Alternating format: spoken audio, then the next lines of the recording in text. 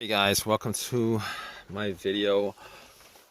Okay, so we're having a bit of a situation here considering it's early in the morning. No, not early in the morning. Anyway, I can't get my car started, so I can't do what I normally do. So basically, I got up, I went to my car, tried to get it started, and guess what? It won't start. So not only won't it start, it won't crank. All right, so this is a no start, no crank situation. Every time I try to start it, I hear a click. And now this is not the first time I've had this situation with this car, because it's kind of occurred twice over the last couple months. But every time it occurred, I was able to get it to crank after trying it so many times. Unfortunately, I tried it about 20 times and it's not doing anything at all. Now, here's the kicker to it, because everything else works. I mean, I get in, the remote works, I get in, I hear all the all the chimes, all the sounds, etc., etc. Try to start it, I hear all the sounds, the dash light up. Everything seems a-okay, except when it gets to the cranking stage, it won't crank. So anyway, I thought maybe I left the lights on, but the lights weren't left on at all. So just to check on the battery, I actually turned the headlights on, went out, looked at the headlights, and tried to figure out whether the batteries were bad. The batteries were not bad as far as I thought. Anyway, I went out, looked at the lights. The lights were pretty bright. I popped the hood, and I was checking out the battery terminals, and this is pretty much probably the first thing you should do in these kind of situations. Most of the time, it's just the terminals are dirty or whatever. And I didn't do that last time because it cranked up after so many tries. Anyway, looking at the battery, I noticed that the terminals were a little bit dirty. And because they were dirty, I was like, all right, let's clean them up. And they were a bit loose too. I was able to wiggle them. So I took the terminals off, had a metal brush, brushed it off, brushed both of them off. There was some white bluish stuff on there, brushed it off, popped it back in, and bolted them on pretty darn good. Bolted them on pretty good so that they were tight. Went back and tried to start it, and guess what? Did not do a thing. Now, if you guys got to this stage and it worked for you, congratulations, easy fix. But it didn't work for me. So I was scratching my head after that. Okay, maybe the battery's weak, but if the battery was weak, I would still be able to at least get a slow crank out of it, like a slow crank. It wouldn't just turn over. So I was like, weirder things have happened. Let's boost the battery. So I have a booster pack that I bought from Walmart. Well, actually, I bought one from Walmart, but I did get another booster pack from Harbor Freight, which is the one I use for it. And I got that because of what's been happening over the last 2 months. I put the booster pack on there and turn it on, and I was like, okay, this should start it. Maybe I just need to change my battery.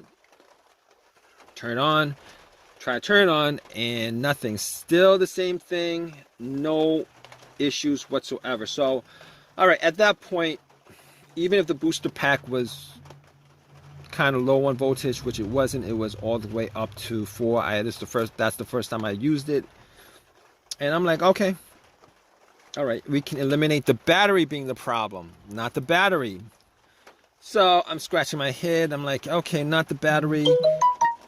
Definitely not the alternator at this point, because if it was the alternator, the booster pack would have jump-started the car. And then as soon as I took the booster pack off, it would have died. So if you guys in a situation where you guys think it's the alternator, just know that like 99% of the time your car will die out. Well, will die out with the car running if it was the alternator. And then to test that out, you guys would just jump it, and then the car would start, and then you would take the cables off, and then the car would die out. So it wasn't the alternator. I know 100% for a fact it wasn't the alternator. I know 100% fact it's not the battery. None of those two things. Okay, so I'm thinking to myself, not the alternator, not the battery. What could it be? So I was like, okay, let's move on. Let's move on. Maybe it's the ground wire, because a bad ground wire, a disconnected ground wire, not strong enough ground will cause these kind of situations to occur. So I was looking and trying to figure out where the ground led to the frame of the car. And normally the main ground would be the negative line from the battery terminal. It would ground to the frame of the car. And that was fine. It wasn't disconnected. It was bolted on tight. I didn't see too much rust on it. I kind of just threw that aside. I just thought it was a given that it was not the ground wire that was the problem. Fine. So at this point, it's not the battery, it's not the alternator, it's not the ground wire. Okay, maybe it's the ignition. Possible it's the ignition. And I didn't think it was the ignition or the key fob, to be honest with you. Did not think it was any of those things. Not that I actually did do a thorough check on that, but I did change the key fob, the battery on the key fob recently, so I don't think that's the case. So I'm like, okay, let's move on to the fuses and the relays. Now, could it be one of the fuses or the relays? Okay, so basically, I know it's got nothing to do with the fuel pump relay or the fuel pump itself, considering in those instances, for the most part, it will not start, but it will crank. And I don't hear a crank. So, could it be the relay? Could it be the starter relay? Could it be the starter relay? I was thinking to myself, maybe it could be the starter relay, but then again, I figured, had the hood up, every time I try to start it, I would hear a click, like a click, like a click, like a click. Now, normally that's what the relay does, all right? If you don't hear a click, that means the relay isn't working. But I do hear a click, so there is electricity going to the relay to the starter. And I'm thinking to myself, all right. So it's probably not the relay. So moving on, I cancel that out, not the relay. If you hear it clicking, every time you try to turn it on, it'll click once. Probably not the relay. So I'm thinking to myself, could be a fuse. Could it be a fuse? Could it be a fuse? Okay, what are the possibilities that it's a fuse? Now, just going off the top of my head, I've had a couple instances where a fuse caused a car not to start. A car that I had not to start. Or instances where I know for a fact that fuses would cause a car not to start. Here's one of those instances, okay? I had one of those instances where on an older car, the car would crank. It would crank, but it would not start. It would not turn over.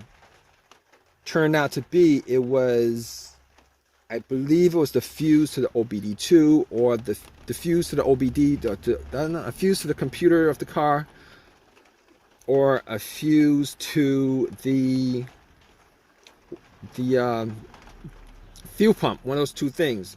Change the fuse up, car start right off. But this is not one of those situations, because I hear no crank at all. Now, I had this other situation where I a fuse was blown, and I had no power to the car whatsoever. It would not crank, but nothing turned on. Nothing, no dash, nothing. It was as if the battery was taken out of the car, and there was nothing. So it turned out it was a main fuse, and it was a common feature in a lot of Hondas and Acuras. Main fuse that was blown, changed the main fuse, the car, everything worked, turned on, everything. So it was not that situation. It was not that situation, all right? Now, the last thing I figured was maybe it could be the car's computer. Perhaps it's the car's computer. So I had like an OBD2 that I had purchased from Walmart for 19 bucks. And I was thinking to myself, let's plug it in. Because I know for a fact that OBD2 will not tell you these no starts issues. Not a regular one anyway. For the most part, most OBD2 that you buy, unless it's like those $2,000 OBD2s or whatever. Anyway, I had this little $19 computer OBD2 that I bought from Walmart. If you guys don't know what that is, it's the little computer that hooks up to your car's computer, and normally there's a slot under the steering wheel or the driver's side compartment under there. You could plug it in, and then you could do your little test. Plugged it in, and I was hoping that wasn't the car's computer, because that would be a bigger issue than any of those other issues, because then you'd have to change out the computer and all that crap and trying to figure out like which wire is the problem, short, whatever. Anyway, I was like, let's plug it in and see if it gives me anything. And it did give me, it plugged in, it connected, it ran its little test. Nothing came up, no codes, nothing on there came up. It says no codes. And at that point I was like, okay. I assumed at that point that it was probably the starter that was the problem. So I had to do some work as far as figuring out whether it was the starter that was the problem. I did take off the relay, did the pin test. You guys don't know what the pin test is, you guys can do a direct jump on the starter from the relay socket. There are videos on it. I did that test and it did not jump. The starter did not do a single thing. And I was 99% sure it was the starter. 99% sure it's the starter. Rule out everything else. And I did eventually take a fuse tester, test out all the fuses, and it wasn't any of the fuses, not the relay. And I eliminated pretty much everything. I didn't do the whole ignition thing. But anyway. So I knew it was probably the starter. Went and did some work on it. Took out everything, got to the starter.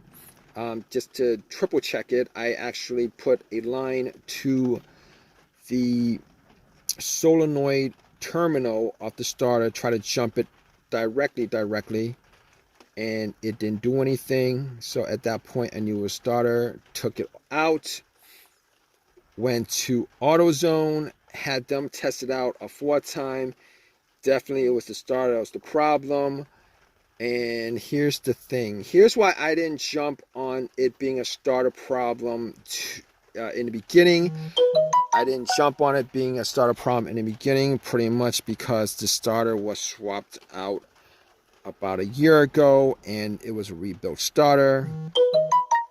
And I was very disappointed in it because I only put in like 10,000 miles on the vehicle after the starter was replaced. Anyway, they gave me another one. It was 100% warranted, and got that, popped it in, put everything back, popped it in, and just before I put everything back in, I actually did a test on it, make sure it cranked. It did crank. Turned the car on, and it cranked up just like that. Bam, bam, bam. It worked out all good. So definitely was the starter, guys. It was the starter that was the issue. If you guys watched this video and you guys went through all the troubleshooting steps that I told you guys that I went through, and none of those were the issue, there is probably a 99% chance that it is the starter. Majority of these situations where the car would not start after you figure out all the things, eliminate all the possibilities that it could have been, you guys are left with one single possibility, which is the starter. Not the worst situation in the world considering, but it was a hassle. Anyway, I hope this has helped you guys out. If you guys can, please give me a thumbs up. Please subscribe. Please leave a message in the message comment section. All right, guys. Hope, whatever situation you guys in, obviously, if you guys are watching this video, it's because you guys are looking for a fix for your situation. Hope that this has fixed your situation. All right, guys. Take care.